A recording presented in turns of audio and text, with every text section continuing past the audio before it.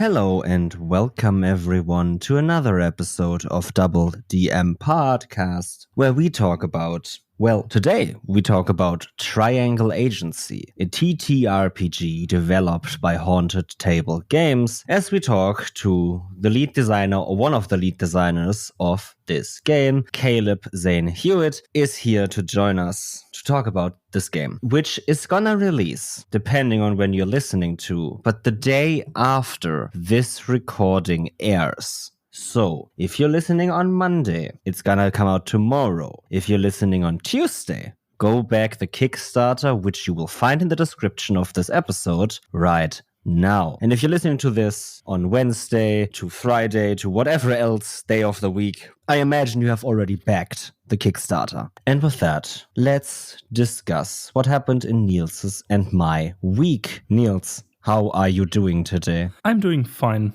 I can't really complain. University works out in some way, shape, or form. But overall, TTRPGs has been a blast, or have been a blast in the last week. Mm-hmm. Yeah, overall, doing great. Okay. Just one uncertainty regarding university. I have to upload a protocol, but there is no folder where I can upload it to, or there wasn't yesterday evening. So let's see if there is one today. If not, I'll have to send it by email, I guess. But yeah, overall, looks great. How about you? Everything's great. Stressed as is, because if people know when this episode airs on Monday, then that is the day after my birthday, so I am in complete preparations for my birthday. I still have to edit this episode.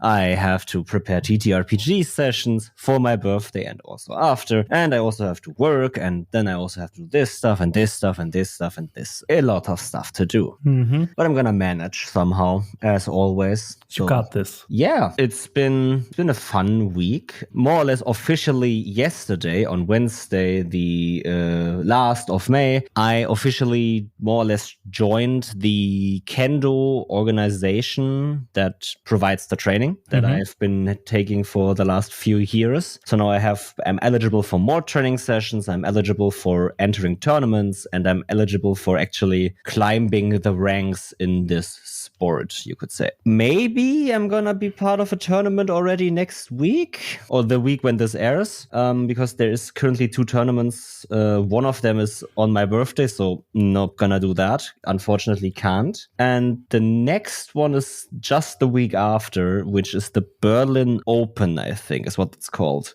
which is basically a free-for-all tournament. Everyone that wants to can join, and when you're joined, you're gonna get randomly drawn into seedings, which means that you basically do not fight with the team that you're training with normally when you're at your certain organization, right? You have the people that you always train with. Mm-hmm. And if it's a team fight, you have teams on both sides comprised of the same amount of members, and then they fight one-on-one always. The one that wins stays in the combat, and the next one from the losing team comes in and tries to beat blah, blah, blah, blah. But in this tournament, you're randomly drawn with people from all ages, all ranges, all ranks, all organizations together. So it could be that I am in the same team as the people that I've trained with for the last few years, or I could meet completely new people that I have to fight with. All right. Okay. Yeah, it sounds fun because it's less of a competitive tournament and more of a let's just celebrate that we're all here and doing the same thing. Like a sport exchange. Yeah, thing. kind of. Amazing. I love that. Exactly that, right? Exchange tournaments are amazing. I love them. When I did karate back in the day, was part of the Berlin Open, I think in 2008, something along those lines. And yeah, like you said, the only thing that differed there was the weight class. I remember the fighting. It was just so much fun because you had people from other clubs where you don't know how they fight and how they move in the ring. But then after you won that, you went up the bracket into the next fight. And suddenly there was one from your club. And then it got really interesting because you were cheering for both of you, basically, the whole club. Because either way, your club advanced, but it was still a lot of fun and basically a game of chess, because everyone knew what the other person was capable of and what their strengths and weaknesses were. And it was just fun to try to maneuver around your weaknesses and use your strength while the other person did exactly the same thing. Just a fun exchange. Yeah, I remember that. A lot of fun. And that's amazing. That's everyone knows, right? If, for example, when I'm thinking about that, we have some people in our club that haven't done Kendo for even a year. And I've done it for 5 years at this point. And for example, yesterday we had a training fight, or we had a training tournament in our training session. And one of these beginners, you could say, pretty well in that tournament, beating, I think, 4 people before he was beaten by me. And then I beat 3 people, or I got 3 points rather, which means that I was second in the tournament after him. Because he was able to beat the less advanced people, right? It was very much structured after who has the least amount of experience to who has the most amount of experience. So that the fights are more or less always equal, but if you're doing good, you're gonna get to the higher people that should be fighting better than you, and you're supposed to lose at some point then. And like he's pretty good. He's very good at Kendo, actually. Yeah. Sports, so TTRPGs. So TTRPGs. What had happened in your week? Well, a lot. Sunday had a very amazing session personally for me. Yeah. Was it, yeah? Yeah. Why? Do you want to talk about it, Niels? Good to hear. Good to hear. Anything wrong? Do you want to say something? No, I just like to hear how you like the session and why. Because it was a session I mastered. That I led.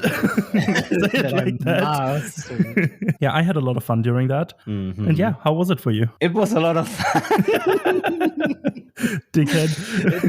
The problem is that I cannot give the constructive feedback without spoiling what happened. And you know that. Yeah. Because we haven't yet announced what this is about. So we cannot talk about it because it was our second actual play recording. And we cannot talk about it because we still haven't announced what the second actual play is gonna be. We wanted to tease it already, but that took a turn. It's gonna come soon. I hope that I am able to tease something new for Titan's Call in the coming month. And in that same instance, I would love to also tease something for this second actual play. But as long as you said it went good and you had fun, I am fine. I had so much fun, even though I think I had more fun with what happened after the recording.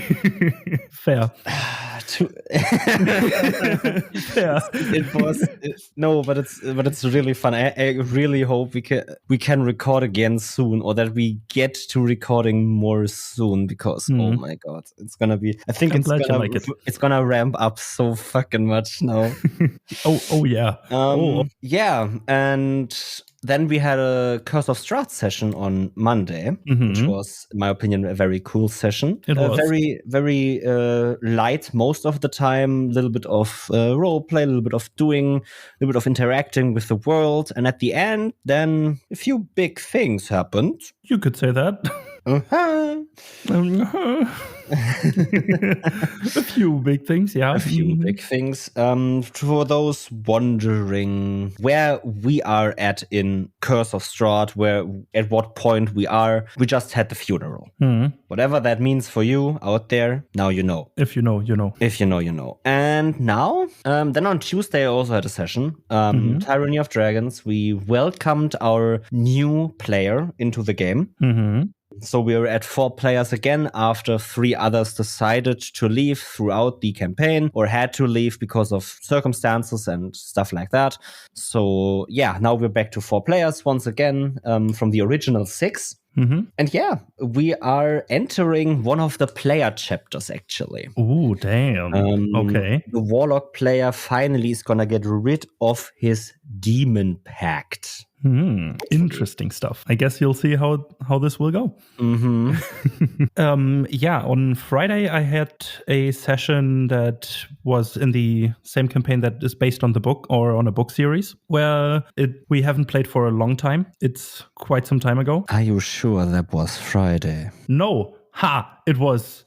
Because we had a session on Friday together. Yeah, wait. I totally forgot to talk about that one because it was so long. It wasn't Tuesday. Wait a second. Let me check my calendar real quick. Was it Saturday for you? No, Saturday I had to work. No, it was Saturday. Haha! I know more about Niels' schedule than Niels does, and I'm here for it. On Saturday, right before work, we had the session that is based on a book series that we haven't played in quite some time. But it turned out my character just got promoted basically to a general of a long-lost empire that is now split into several kingdoms. But yeah, I'm now the general from being just a priest or a priestess in a temple. Cut for 2.5 weeks later. General, just from nothing to general, because I just put on a ring and had a out-of-body experience where the emperor that has been lost or dead for quite some time now, about a couple of 100 years, said, "Hey, congratulations, you are now the general of this legion. Go ahead and rebuild it." And I was like, okay, cool. Magical rings, man. Never pick them up. It never went well. It has never went well with magical rings, and we should know this by now. Yeah, but it's shiny. Good times. And I think with that, we have reached the end of the recap of today. And let's meet Caleb from Haunted Table Games to talk about Triangle Agency, this new corporate horror TTRPG.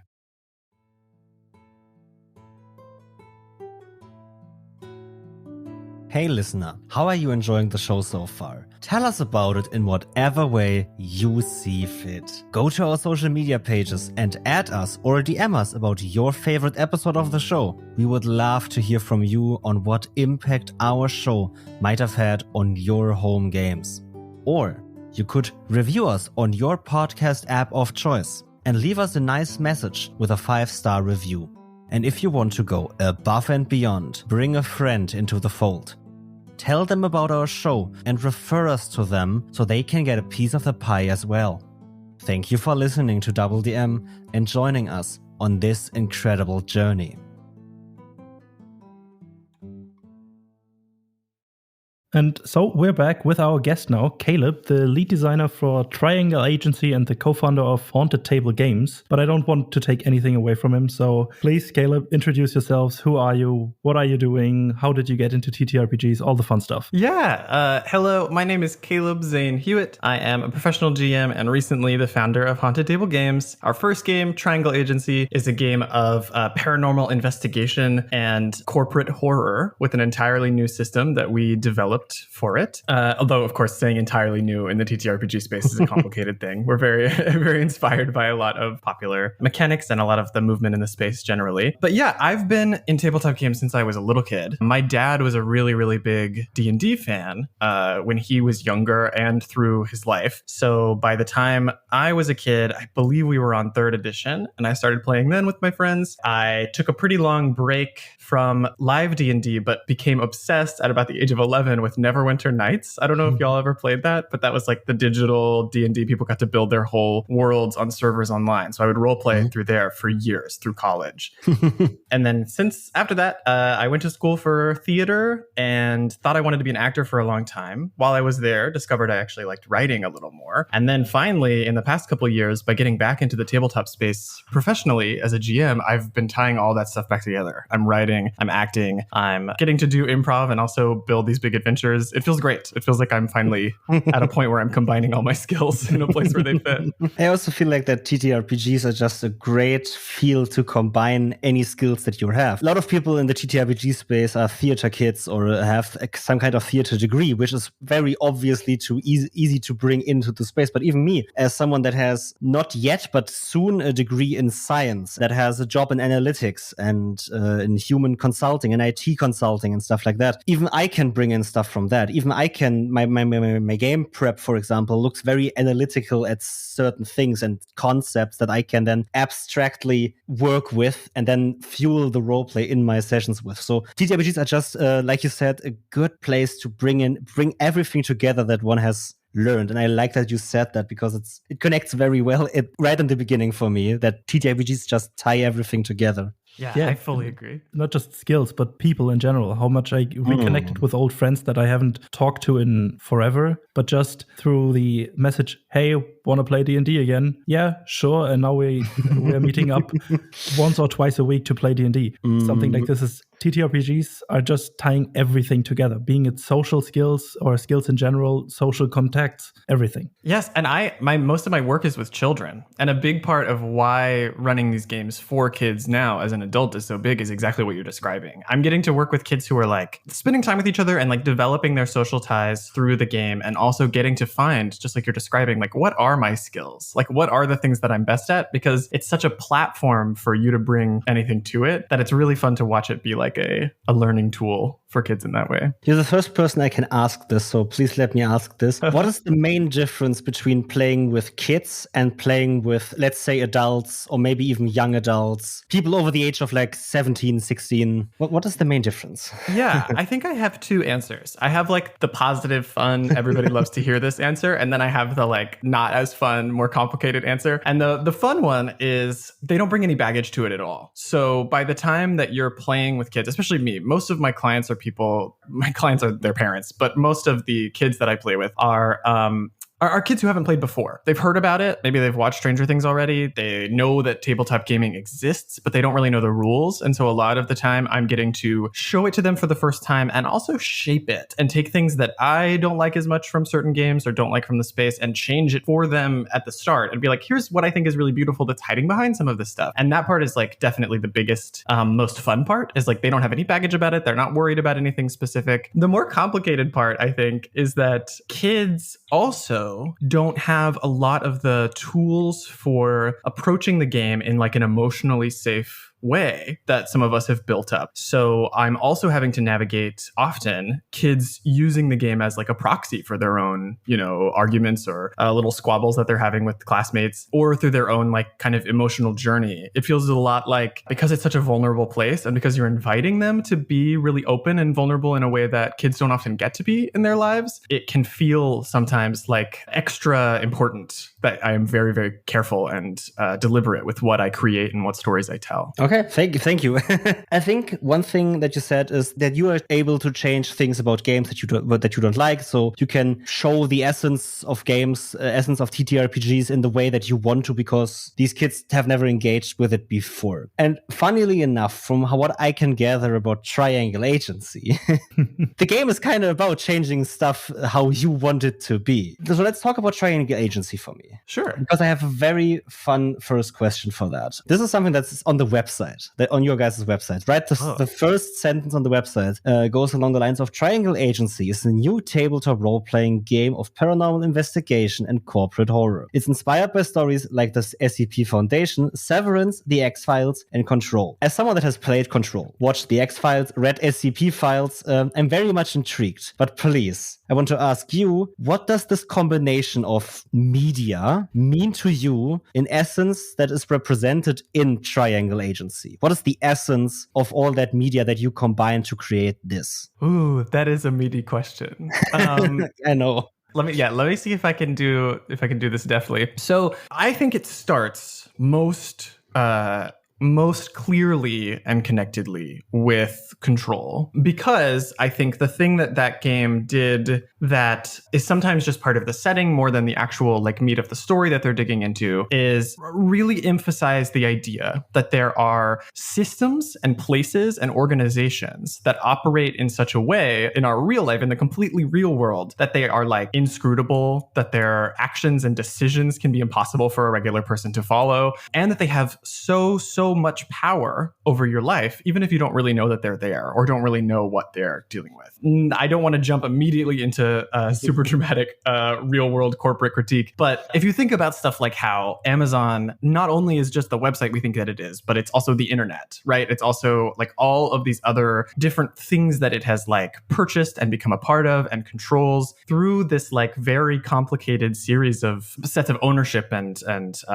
rules and laws. And we are all just kind of functioning within that. So Control takes that, like the video game takes that and makes it kind of a fun, like abstracted, surreal idea. Like now you're going into a place that you literally can't understand physically in the same way that you wouldn't be able to understand it literally. I find that to be a super, super interesting concept. And it's not unique to that game. It's a whole genre, I think, becomes more and more important and more relevant as publicly and as a community, we become better at critiquing capitalism and at critiquing like organizations of power. Yeah. So that's really where it starts. And then I think other parts of it are about, for me, that Triangle Agency as a game is designed around pulling from a couple of different storytelling mediums and allowing for each phase of the game to feel like a slightly different medium. Overall, I think we're actually more inspired by television than we are by the video game Control, which is where the X-Files thing comes from. Mm-hmm. I think players can expect to feel a little more like an agent who's doing an investigation. But the big twist, I think, on the X-Files is that you are playing characters who absolutely know what's going on and who have a lot of power over the fact that the paranormal is yours to control in a way as well. I think I hit the main ones. Did I miss one? Oh, that's great. That's great. That is so interesting to me because, short anecdote, first of all, I love the video game Control and have watched the X-Files, but also I'm a person that loves the idea of abstract things being used as themes in games. And I think the paranormal corporate horror that Control, the X-Files, and also Triangle Agency, from what I could gather from website, Kickstarter page, is exactly that I get to play with certain concepts and things that are way beyond my personal real life understanding, but in the game actually are controllable or at least interactable with for me. For example, the anecdote, just today we recorded our actual play and there was an episode about fate and controlling your own fate. In real life, I can just say I have free will. I can control my fate. But there is never really a moment where I can actually prove that, theoretically. Mm-hmm. But in the TTRPG, right, I could theoretically, through the lens of that game, work with that abstract concept of fate as an actual game mechanic or as an actual thing in the game, at least as an object I can work with. And I think that is so interesting to me, and that's why I really cannot wait for Triangle Agency personally.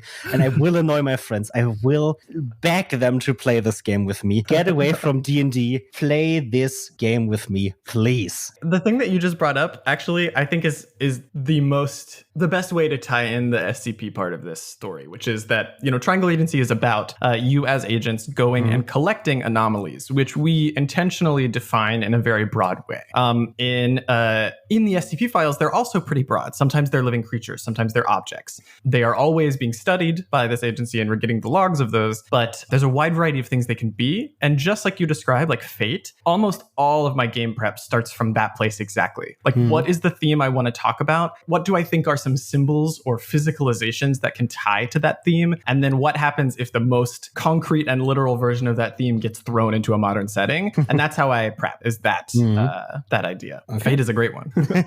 Yeah, the one aspect that I've seen in the field agent guide is the concept of the loose ends. That this is a mechanic. I really like that because I listened to a podcast. I think it's called Redwood Bureau. It's something along the lines of an audio drama like SCP, like the SCP Foundation, but basically following the story of the loose ends that would be, or the people that would be the loose ends in your game. Oh, that sounds so cool. And I want to check that out. Always a really cool and interesting point of view for me. And now having a game there where I can interact with these loose ends, or have to interact with the loose ends, to not be penalized by the agency is a really cool and interesting concept. I wanted to ask, how did you come up with the idea for you to have to deal with the loose ends? Yes, thank you so much for bringing that up. I also have a lot of fun with that system. And I think for me and my co-designer Sean, as we were developing this together over the past couple of years, Sean Ireland, we talked a lot about how the game we were creating is a game where the players are super powerful, right? And it's a power that's very contextual, and it has to be, so that it's not boring to be almost infinitely powerful. You are kind of squeezed by two sides. As this very, very powerful agent, you have a job that is adding rules and restrictions that sometimes seem very arbitrary on how you can use that power. And then on the other end, because the rest of the world is not allowed to know about your power, you're put in a position where a huge amount of time where you would use it, or where it would be very easy to use it, is made more difficult by the fact that it would create those loose ends. It was a huge design philosophy for us that the best skills are ones that are super powerful, like really big and splashy, flashy because you get to feel really cool doing them, but there's the immediate trade-off of if people see you, if this is visible in the world, that's going to create a loose end, which the agency doesn't like. But also in the full game,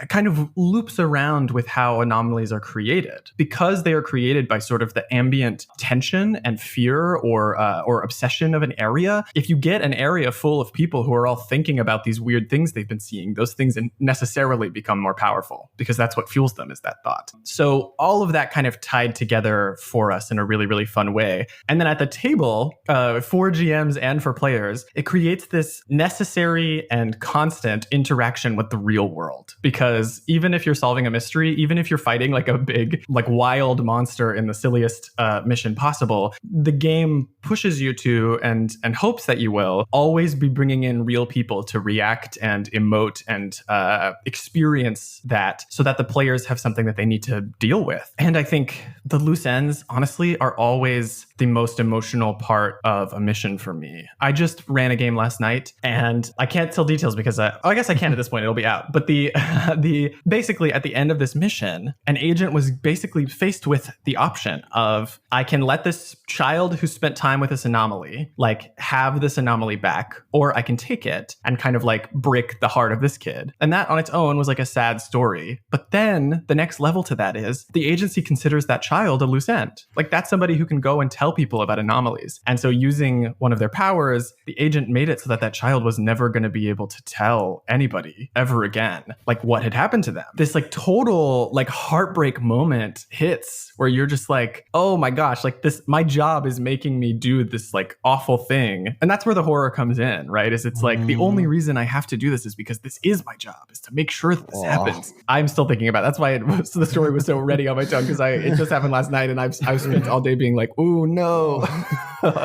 Oh my god. Damn. You don't have to make the game more fun for me, by the way. I'm already fully convinced. No, but really, this is the meaty, juicy stuff I love about TTRPGs. I'm a person that thrives on potential and bold choices by players, or giving players the option to make these very impactful, bold choices, and having them deal with that impact. Like just in this instance, right? This is a moment where the game clearly created something beautiful and yet very tragic. And that's a moment that I live for in TTRPGs. And this is just, for me personally, just another selling point for such a game. That a game that can help me create such moments has to be a great game, in my opinion. Period.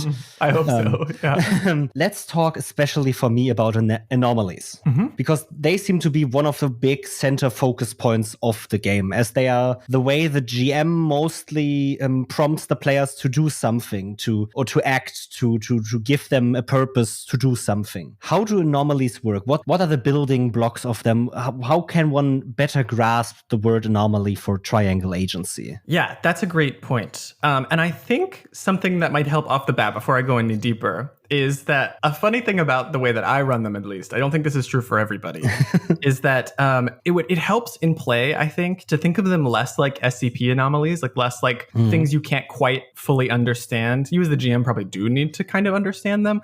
And more like the bad guys, the creatures you might see in like a shonen anime. I know that sounds a little silly off the top, but I want to put that there because it is a modern and common like series of like a shonen trope now, like a whole genre of dealing with monsters that are tied to feelings or emotions in people. I would say some big ones lately are like Jujutsu Kaisen. Even Chainsaw Man has a similar premise to the way that we build anomalies. And so I say that because I think it's easier to think about them as emotional beings in that way first. But what they are literally are a collection of a sort of like mystical, you can call it magical force. The agency would probably try to talk about it as science, but a collection of thoughts and feelings that has, because it has built in power either from a large crowd of people or from one specific person who has a very powerful feeling, have eventually like combined enough and found enough energy to break through into becoming a like literal physical thing. Sometimes it's in the body of a animal, sometimes it has its own form, sometimes it's inside of an object. But what it is like a really intense focus, which is what we call it, a really intense obsession or feeling or concept, as you said earlier, given physical form, and then dropped somewhere in the modern world. So we build them with two major pieces, the focus and the domain. So the focus is what they are obsessed with that they have inherited from wherever they are. So one example might be in our Delta test, we talk about a mission where a private school that is obsessed with achievement has to look at all the time this big slogan on their wall. They're like, shoot for the moon.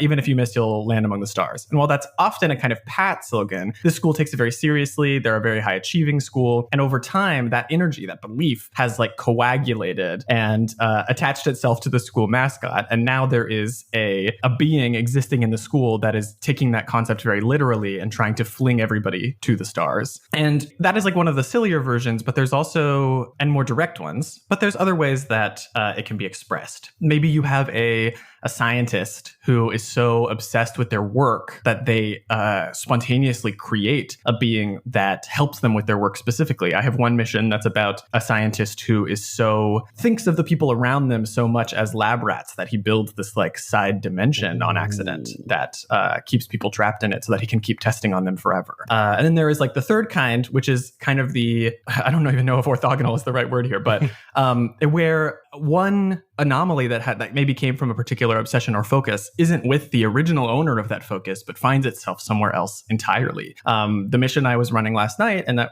will have been streamed by now with +1 EXP that you can go find, is about an anomaly that is duplicating things that just ended up becoming very good friends with a little girl. So that is the focus. That is like how they can be set up in the world. And then the domain is the place that they're most powerful. It is the place where they are safest and the place where they have the most control. So with those two things, you can run most missions. We go a little deeper than that when you're a GM and you're building your guide. We talk about their history or what they've been doing lately. But for the most part, I think that covers it.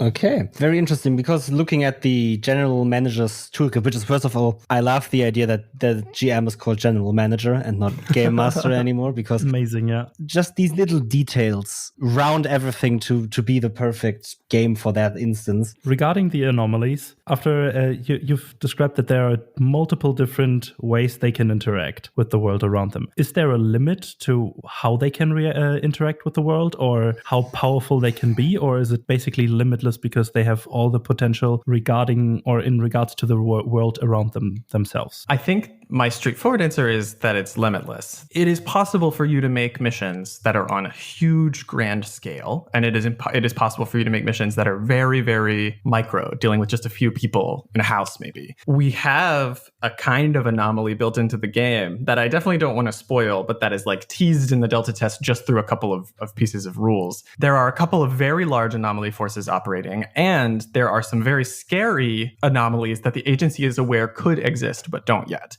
For example, like what happens if a bunch of people become really fixated on the end of the world? Like what does that anomaly look like? Is a very interesting idea that could lead to a big campaign. I personally, as a GM, in this game for the human stories and the really, really fun, close, tense dramas. So I tend to focus on the smaller scale anomalies, or the anomalies that are very scary, but maybe don't have a lot of influence. Mm-hmm. That said, I could see if I was running a really long campaign for a while, I would want to build up to one of those big ones, one of those high concepts like death, like the end of the world, like what do those anomalies look like if enough people are scared of them and they're able to come through? The way how the anomalies can interact with the world is basically just confined by the ability to think about things. Yes, yeah. Whatever people can think about is a way an anomaly can interact with the world around them. Yes, and that's actually a great way to talk about their limits. Amazing. Yeah. That is an amazing concept. I love that. Well, like I said, it's very similar to some very popular shonen anime, so I recommend you enjoy them. Yes. Talking about going a little bit further from anomalies, at least from what is currently in the Delta playtest, the missions are structured through 3 blocks: the morning meeting, the investigation, and the encounter with the anomaly. Once you enter the anomaly's domain, the school building, the elevator in the abandoned post office building, whatever. So why specifically these 3 parts? Just the question of why these three parts? Why do you think that these three different sections are important to how the game should be played, is played? We know TTRPGs, people change stuff up anyway. And you can never control them completely. I want to actually put a flag on what you just said, because I want to talk about that a little bit, maybe in a second. But I want to say that Triangle Agency is a game about whether or not you follow rules. Yeah. So that is always built in to the way that I write them and the way that they are delivered. This is a game that assumes you will break even its own rules about how the game is set up. So I do want to flag that. But in terms of why I think those three are important, the selfish answer is that it's based off of my GMing style. It is built so that I can play this game and it will flow exactly the way that I will play a game. But my actual answer for why I think it's useful for other people is Triangle Agency is when I give the pitch, when I talk about hunting anomalies in a way or working for a company or all this, it creates a bunch of images in your mind and it could create a lot of different games. That concept could build a lot of different games. And we've seen a lot of games in a similar space that run a very different way. What Triangle Agency is about the people. It is about you as a person given this power and given this job. And so the morning meetings and the invitation to create at the beginning of every session a series of scenes that are not at all about a specific anomaly. They are about you and the character and about what you're doing in your life. That's like key to it, because a lot of games can be about anomalies. A lot of games can be about the supernatural. Our game is about those people. So I want it to start there always, if it can. Of course, sessions can be different and people can run it a different way. But I think it has never gone wrong for me. It has always been a blast, even in one shots, to really follow that structure and to make sure that everybody's getting to spend time in their life. Plus, morning meetings, the way that we set up most of the characters in the world, we haven't talked about this yet, but every player plays also a number of other characters equal to the number of other players at the table, because you build relationships at the beginning of the game and you are playing like a side cast for the other characters. So what the morning meetings also do, by putting each agent with another player playing someone in their life, means that at the beginning of the game, everybody's getting to play almost like an improv game of like, okay, we're just living a real life. We're in a mundane world. Right now I'm your mom. And now I'm his girlfriend, and now it's like, this is you're getting to jump around and do all of these different things right off the bat at the beginning of the game. Everybody gets shaken kind of loose. Everybody's having a good time. And then you get to, as the GM, bring in phase 2, here are the circumstances of the investigation. And because of the type of game we're playing, they're almost always heavier. It's almost always a very clear tonal shift, but you get this upfront, everybody's having fun, everybody's having a relatively nice time, maybe we're dealing with some dramas, and now you're investigating. That signals the type of game is shifting, the style is shifting, and I think it helps everybody be focused on the investigation. Something that I see that is challenging in some role-playing games that don't have phases. I know that this is kind of a controversial thing, whether to have phases or not, but everybody at the table's always looking for different things from role-playing games. And the goal of a role-playing game book, of like a rule system, should always be to help everybody get on the same page as much as you can. I think that's the primary thing that a role-playing game does. That's why a one-pager can be just as good as a 400-page book, because it's about how well you can get everybody understanding that they're doing the same thing. This phase feels like that to me. Like, okay, we did the fun part that's like silly and freeform. Now we're trying to solve a mystery that's going to be a little more structured. And then the encounter with the anomaly at the end, by signaling those phases, when you get there, this is when I'm being given my choice. This is when the big choice of this mission is going to come. And the awareness of that always being that way, and the TV style feeling at the table of like, I'm in my morning meetings. What is the GM doing to signal what my choice is going to be at the end of this mission? Is like a really, really fun puzzle that everybody's always running through in their head. Like, yeah, I'm messing around, but wait, the GM just interrupted me to tell me there was a news bulletin. Like, is that an indication that I'm going to be dealing with some kind of, star? Like, I think that structure is really good. And I think it helps everybody get that TV feeling of like, I'm in a rhythm, I'm in a pattern, and I know what to expect and what to be surprised by. It's always sets this mystery precedent for me, just right. At the beginning, everything is low, everything is okay, everything is fine. But there was this one thing. The GM mentioned something. Okay, and now we have to do this, and now no, horror, and yeah, like, it's kind of this escalation. Right, at the beginning, everything is fine, and then hints start dropping, things become more tense, and at the end, there's this big ending confrontation. The game prompts, you prompt, and you want. around, and the next day you go again, just like corporate life. Yeah. Yes, exactly. And I think this ties perfectly into one thing that we talked about in one of our horror episodes, is that you need some sort of respite to really elevate the horror feeling, and the other way around. If you just have horror and tension all the time, it doesn't feel that horror-y or tension or tense at all. But if you have the contrast between the normal day life, just waking up, having a coffee and arguing whether you want to get a burger or a pizza later, and then going out to find and capture the mascot that's literally just flinging people into outer space, this contrast, I think, really elevates each other part of the game itself. And I think that just works perfectly, especially for horror games, if that's built into the system or into the structure of the system itself. I think that's a really beautiful way to put it. Thank you. Okay, so we talked about how the game works, or at least how the game structure works, how the game structure looks, what anomalies are, what the focal points of this game are. But there's one thing we haven't really talked about, and that's players and their characters specifically. And talking about stuff to do. And I have a question for this. And this is gonna be a blast from the past, because in the first post ever made about Triangle Agency in August 2021, it's talked about that the game blends collaborative storytelling and use of power by having classes that have powers to change the reality of the scene. And by how it looks, it's still part of the game.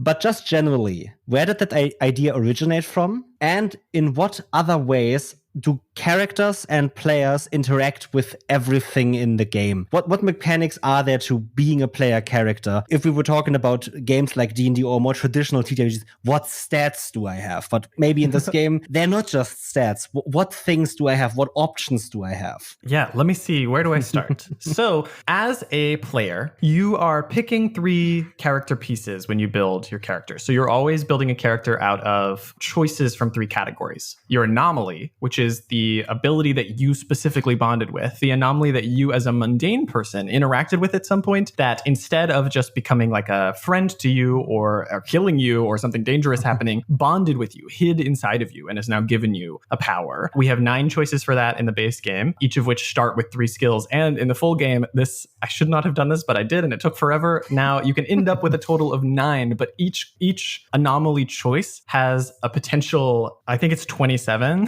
skills that you can get, but you end up with 9 of them. The reality, which is kind of your character's like mundane life, but also I would call it their bit. It's like, it is the thing that your character is going to be dealing with most often. If you're thinking about it again in terms of a TV show, picking your reality is picking the kinds of conversations you want to have with your mundane life, the kind of people you want to have around you. And those are very, very wide ranging. They go from something as simple as you're always broke and your thing is that you have no money, to like you are a Teenage Mutant Ninja Turtle, like you're the creature one. We have these like this big wide range of realities based on what you as a player know and want to signal to the table. Like, this is what I want my story to be about at first. Obviously, it can grow from that. It can get bigger, but what you want to talk about. To name a couple of others of those, there's one where you can be somebody who's famous, a star. There's one where you can be someone who is having to raise something that's dependent on you, like a child or a strange anomaly itself. And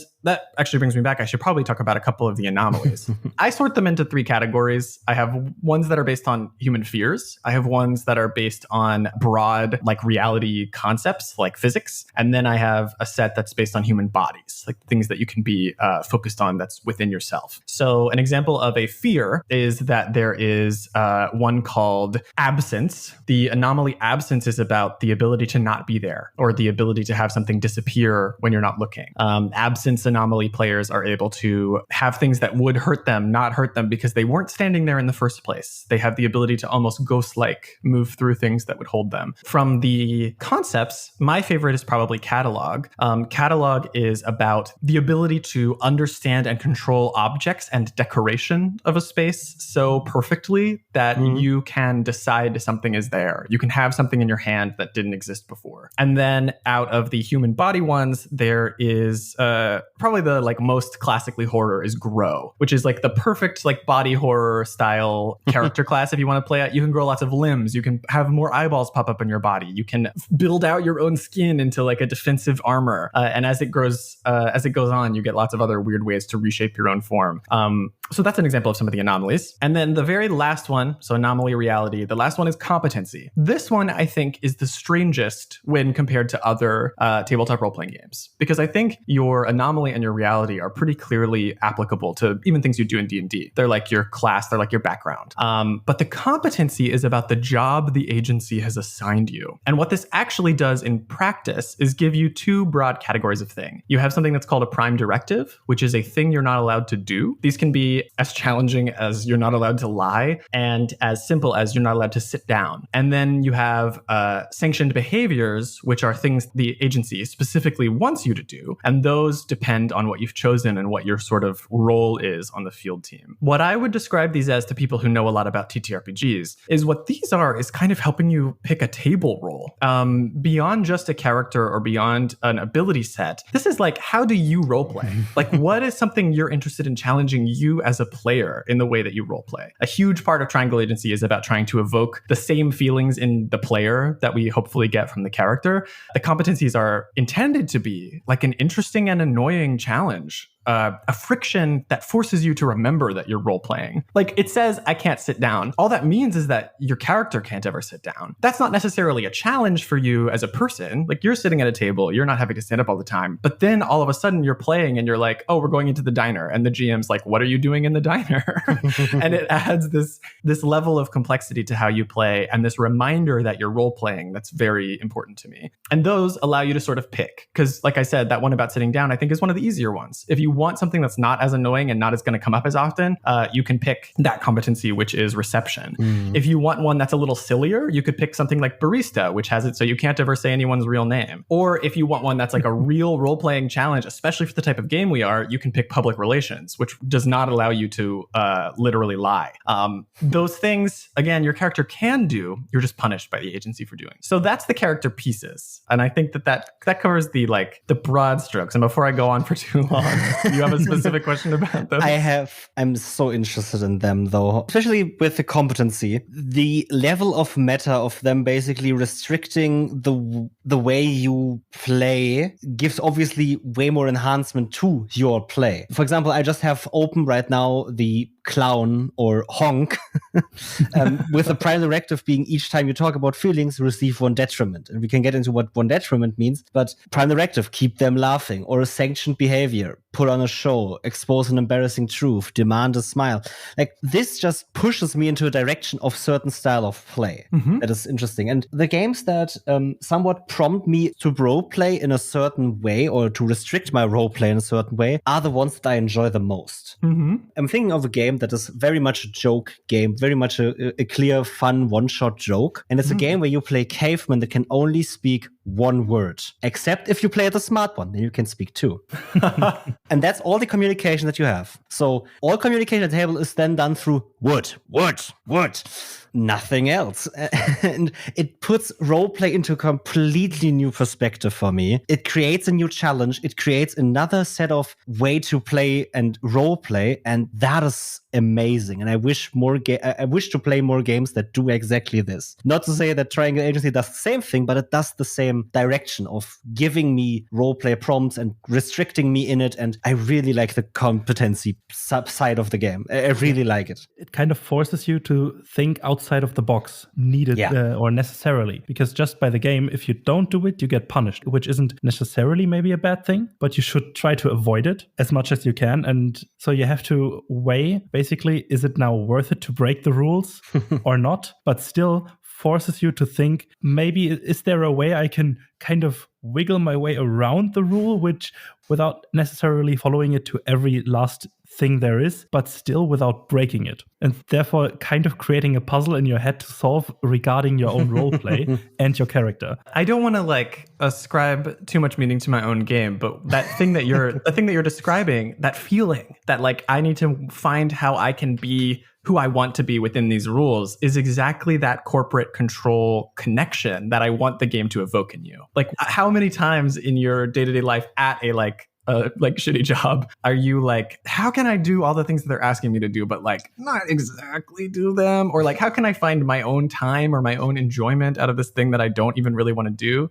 You bring up clown. Oh, there's a joke on the team that like the worst character you can make for a table is like a clown and a gun, like those two choices, the anomaly gun and the character clown, because what they would imply, right, is a character type that is universally like derided in other types of roleplay. The idea of somebody who is like not engaging with emotions and is just like eliminating obstacles in their way and not thinking about anything else. And while that is one way to interpret it, something that I find really fun about clown is that even those people are going to bump up against that restriction very fast. Not talking about feelings is a challenge. And that particular one, clown, is based on like what they say about acting, which is like, it's not your job to feel, it's their job to feel, right?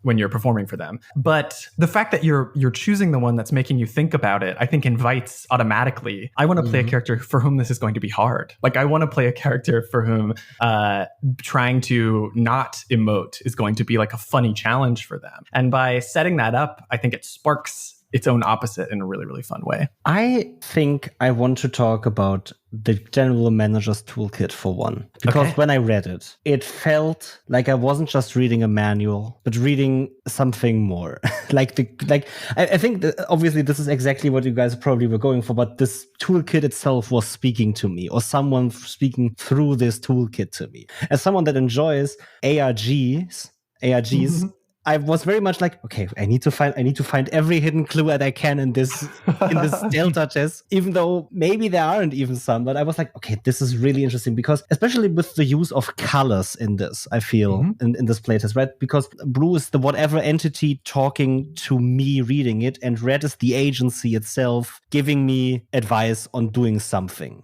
Yeah, let's say here, I think it's worth saying before we go too deep into it. If you are not planning on being a GM, which I think you probably are if you're listening to this podcast, but if you're not planning on being a GM for the game, I do think there are some things about this game that are improved by not knowing what's in the GM toolkit if you're just a player.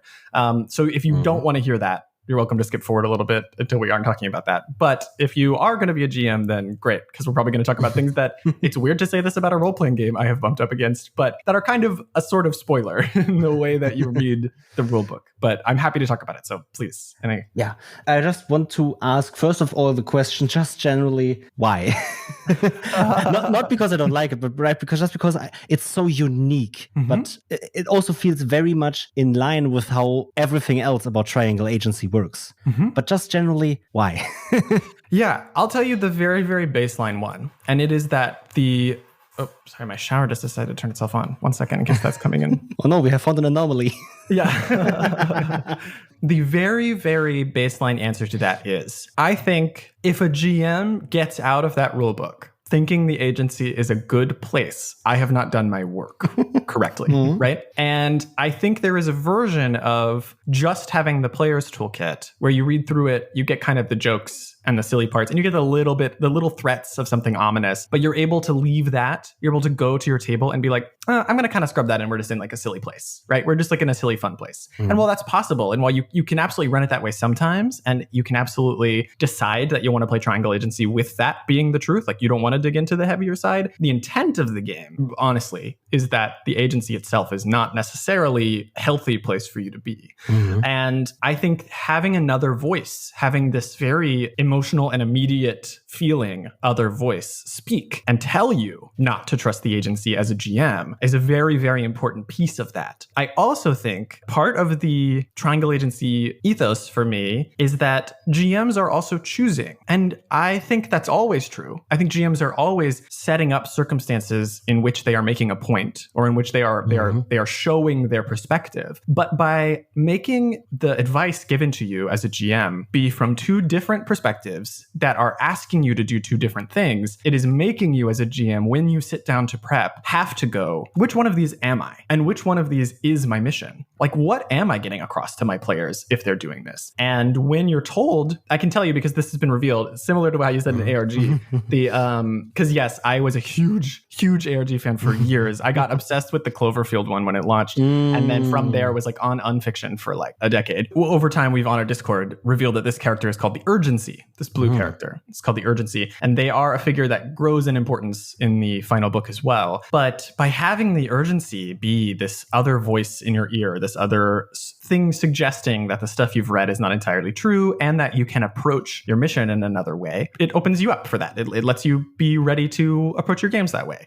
The other reason for it is that we wanted the whole document to be in universe, right? We want to tell a story with the document, and we want it to be consistent. And the agency necessarily would not want you to be a very good GM. Like if this is all literal and if this is happening, what the agency would want is for you to have this table of people that sits down and goes, all right, there was an anomaly. Okay, I will capture the anomaly. The anomaly is surrounded by humans, and the humans all don't want you to capture the anomaly. Okay, I remove the humans, and then I catch the anomaly and I leave. And every game session would be 10 minutes and you would be doing the work that they want you to do. When I was sitting down to write it, I was like bumping up against, I can't write the GM toolkit from the agency's perspective because it never would. It doesn't want you to be good at this. It wants you to be functional. It wants you to do the job, just like it does everybody else. So by having another voice come in, I'm able to invite you and teach you to be a GM in the ways that I value, in the ways that I think a lot of tables value, while still staying in universe. Very interesting to me. Doing as well the Field Agent book as the GM's Toolkit in universe. It really felt like a corporate pamphlet or corporate training exercise book. Like, here, you started here, congratulations, read this before you start. And then you just, all the good sides. That's cool. And then the management gets, okay, here's what you need to do. But the manager beforehand just wrote some little notes that you might want to change. It's just an amazing idea. I want to talk about one thing that is in the Field Agent manual once again, because I first wanted to talk about players and GMs before we get to this, but especially page 11, the agent success metrics page is interesting to me. These are things that players, GMs should know, that these are things that they are working with in the game. Commendations are a sign that you are doing great work. Detriments are the agency's way of politely telling you there's something wrong, you can do better. Loose ends we've already talked about. And also chaos and anomaly status. Especially chaos is interesting to me because I like using chaos as a word for how TTRPG games play out. Because there's always chaos involved, and there's always and having it as a resource for the GM to introduce obstacles, change the environment, and work with everything that is currently in the scene, and give players the opportunity to once again either generate more chaos or work with the chaos that is currently there. That is incredible to me. But all of these different metrics are things to keep track of. But what are they all? How do they all play together in the game, right? One other thing, for example, right? The game uses D4s. First of all, completely underappreciated dice, in my opinion. Oh, yeah. And how do I play? I know the question is big, but that's the one question we didn't ask so far. Yeah. So I'll start there. So yes, the game uses D4s, and you're always rolling 6d4. When you roll, you're rolling this set of little pyramids, these very triangular dice, and you are looking for threes. If you see at least 1 3 on your roll, you succeed. And every other die that's not a 3 is chaos. That's a point that gets put in a pool that the GM is able to spend to do things to the story that are typically negative. The interaction most of the time is like you want to shift reality or you want to use one of your powers, because those are the 2 times you roll. This isn't a game where the GM is asking you for checks. You don't have stats in the way that you are like good at a particular thing to a certain level, and so you're adding that at a normal time. You have qualities that are assigned to you by the agency that represent the amount of power over reality that you are able to adjust. So, for example, let's say that a very large knife, animated magically, is flying at my face. I might, because I don't have enough time as a person to dodge out of the way, it's so fast, but the agency reacts at a level of thought. I could call upon initiative, roll 64. If I got at least 1 3, I'm able to shift the floor underneath me to slide me to the side because I'm able to literally change reality around me with the help of the agency so that the knife flies past my head. If I had 0 3s on my d4s, but I had points in initiative, I could spend those points. They are a resource, not a stat in the traditional way. They're a resource that you can spend and have 0 of. I could spend those points to add 3s to my roll, creating a success. What this means is, on average, failures are very rare in Triangle Agency, especially early on in a mission. Rolling 64 and only looking for 1 3, just basic math there, like you have 6 chances and 4 possibilities, you're very likely to get at least 1. Mm-hmm. As you start out every mission with your points all restored, your quality points, you're also able to spend those pretty freely as the mission goes to make sure that you have successes. So as a player, you're very empowered to always get to do the thing that you think would be cool. You are almost always able to do that. But every roll is giving the GM points that they can use to make your life harder later. So even though we don't have what's called a mixed success in this game, we just have like successes at a very low bar and then failures, the mixed success is always happening. Almost every success is a mixed success because as those points climb up, the GM is able to do like more and more terrible things, including at the highest level, just kill you, like just fully like kill you in the moment if they're able to accumulate 30 points, which, Triangle Agency is able to bring you back to life. So is that a really long-term problem? Not necessarily.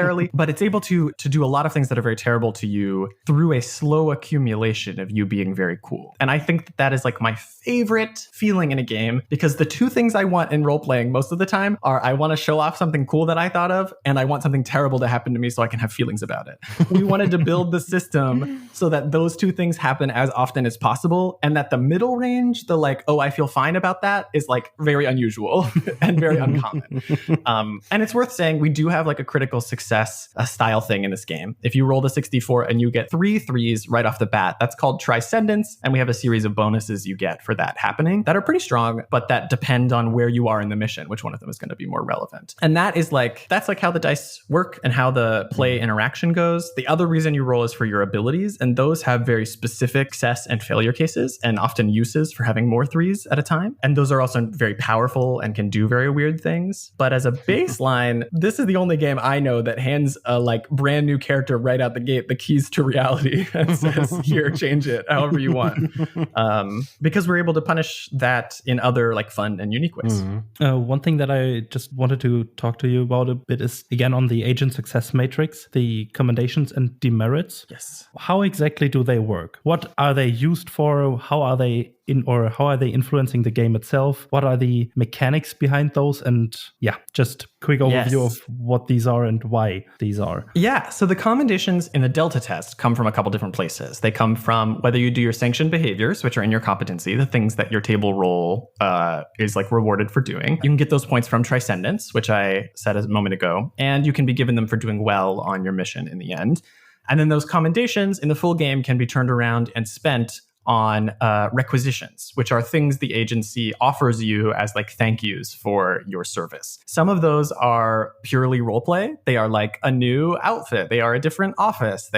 Some of them are mechanical, like gadgets and trinkets that you can take with you. Demerits, however, are the agency's version of punishing you for something. They are giving you demerits as a result of you violating your prime directive, or in the full game, there are some other things that you can get punished for, including using abilities that you're not technically supposed to have. Those demerits, they lead down a track in the full game of punishments that the agency has ready for you. If you hit certain levels of demerit, bad things can happen to you. Sometimes very large ones and sometimes smaller ones, but like it can get as extreme. For example, if you have like violated the agency's rules, you can have one of your relationships just like stricken from the world. Like that is like a thing that can happen to you that like just at a certain threshold, the agency picks one at random and is like, that person doesn't exist to you anymore because you have not done what you were supposed to do. There is another major use for demerits that this is another one of those moments where I'm like, well, if you don't want to know this, if you're not a GM, you don't want to know this, but demerits are also a thing that puts you in contact with that other voice, the urgency, because that voice has power in the places where the agency is disrupted or upset. It is a marker of how much you have been ignoring the agency's requests of you. And as a result, that other voice knows to reach out to you. So there are ways ways in which the game then contacts you through that other character and can, in a way, reward you for those punishments. All right. Okay. Interesting. Turning punishments into a positive thing again. It's interesting. Interesting thought. Well, I hope that it works well. We're still finishing some of the ways that all of the systems interact. By the time that this is coming out, we'll be a lot closer probably. But in the campaign itself, we are funding in part to make sure we're able to make the book as big and complicated as we want it to. Right now, the plan is there are 3 big sections. There's going to be a book that has inside of it the field agent's manual, the general manager's guide, and then a classified documents section. That section is full of stuff that you will access at particular points in the game or for specific reasons. Like maybe you'll go there to get a new skill, maybe you'll go there because you hit demerits at a certain time, and the GM is welcome to explore that ahead of time, but the players are, it's heavily suggested that the players do not. And the GM also doesn't have to. We're building it so that it can be a series of prompts, it can be a series of changes to the world, but they can be something the whole table is experiencing together. In a way, we're drawing from stuff I like from legacy board games. Okay. For me, one thing has stood out throughout this entire episode, throughout reading and researching, especially about the game, is the concept or the word of unconventionality. The game doesn't feel conventional necessarily. It's not one of the traditional TTRPGs. It's a new thing. It's doing something completely new. It's doing something very interesting to me. And just one last question before we wrap up recording and episode for today. What is your most unconventional GMing advice? Ooh, that's a good question. And also a very high compliment. Thank you so much for saying that. The fact that you feel like it's doing something new is like what I spend all day working on. So it's really nice that that comes through. My most unconventional GMing advice. Yeah, I think it is that a lot of games don't necessarily understand themselves what success means to a player or to even the game itself. They get it on broad terms often. They understand like, oh, we're telling a good story. And they get it on very specific terms. They understand, oh, we're killing a monster. What you always have to do as a GM, and what I think some books are getting better at teaching you, is what success actually feels like to a player and to you in the course of play. Like, what is it that you're trying to do? What is it that your table is trying to do? And if you are able to throw away, or at least ignore briefly, what the game is directly telling you success is, like if you're able to put aside, well, technically I'm supposed to gain levels, and technically I'm supposed to kill the monster, and you're able to look at your table and see like, what are these people looking for? That success and building around that kind of success is going to be a much more powerful and energizing thing than whatever the game is trying to tell you success is. And if our game can do anything, I hope that it's make you a little suspicious of anyone telling you what success is for you. Okay, I like that. I really like that advice. I liked everything we did today. I'm so glad. Is it okay if I shout out a couple of links and stuff real quick? Please do. So the big one by the time you're hearing this is going to be kickstarter.hauntedtable.games. We are running our Kickstarter campaign either very shortly or live right now. We're starting on June 6th is the plan. So if you're hearing this before that, June 6th. If you're hearing this after that, then it's running. Go for it. Our campaign is not only just the one book, but it's also a set of 12 entire missions being written by other guest writers that we are compiling together into a separate book. And if we get enough people backing, we're also able to make that a like matching hardcover to bring with the main book. So like, please do it because it's so good. Our team is so wild. The writers that we have are amazing. It was this incredible feeling where everybody that I asked said yes. And it was just like amazing. We're gonna have such an incredible set of missions for you that'll make getting used to the game and getting comfortable with the game really easy. We're calling that the Vault. And then, Kickstarter.hauntedtable.games will let you either sign up for the campaign or back it. And hauntedtable.games, just the basic website, will have all of the other information. Our Delta test kit, which is on itch right now, allows you to play through the game and experience what the people interviewing me have experienced today. The 2 books of a combined total of like over 90 pages of stuff that is released totally for free that you're able to go download if you'd like and check it out if you're not sure if you'd like the game itself. The other thing is you could follow us, Haunted Table, on a variety of social media, whatever they are at the time that this comes out by then. And we will, and I am happy to talk about the game. The last thing is discord.hauntedtable.games. We have a community there that is not only talking about the game and playing the game, but also playing a little bit of a side game that we have there where like the agency talks to people there and the things happen in the Discord. Not exactly at the high level of an ARG, but in a way where everybody is invited to play. Even if you're not able to sit at the table at a particular moment, you're able to play. Like, what is the agency like? Who are you in the agency? And I really love it. And I'm hoping that community will get even bigger. So please join us. All of those links will definitely be found in the description of this episode. Obviously, check those out. Find everything. One thing Caleb didn't mention that I want to mention, because we sadly didn't get to talk about it in this episode, but is the Stabilize All Realities Jam that you guys have running on itch currently and should probably still be running when this goes live, where you guys are collaborating or working with other people that are creating things for the game, crossovers with other games, and just celebrating indie game development. That where there's bound to be a few very cool things coming out for that, probably. At least I think so. Yes, yeah. And thank you so much for bringing that up. Because yes, the Stabilize All Realities Jam, the premise is the agency can be anywhere. It can be in any reality. And we built a modern setting, but you can put it anywhere. And as a force, it's all across reality. So we've invited other designers and other people who love other games to build crossovers between the agency and their game. So you can have the agency go to you, or you can come to the agency. And we are releasing missions that are playable in 2 systems in collaboration with the creators of a few other systems. We've already released ours with the game You're in Space and Everything's Fucked by Dinoberry Press. We are eventually, we're soon releasing one with Logan Dean and Megacorp Games' The Company. We are, which I'm super excited about. It's actually running a little late, but that is my fault because I've been very busy. And then we have one coming out with Liminal Horror with Goblin Archives and Josh Szymanski.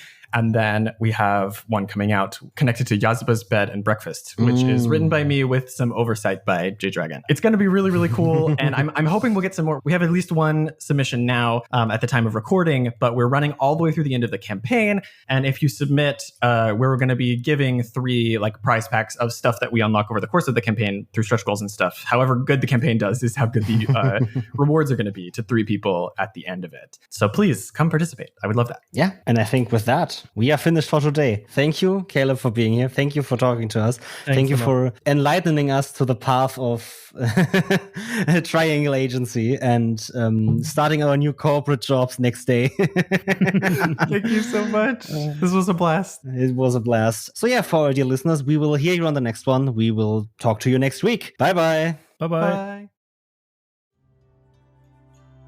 Thank you for listening to this episode of DoubleDM. It appears you liked this one. What we had to say and our advice helped you. Why not show us how we helped you in a rating, or even write a review detailing us how we helped? You can do this on the platform that you are listening on right now. It's just a few clicks, doesn't take long, and helps us out. It gets us out there and our advice into more ears of more people. Thanks again for listening and joining us on this amazing journey. Have a great day and hear you on the next one. Bye bye.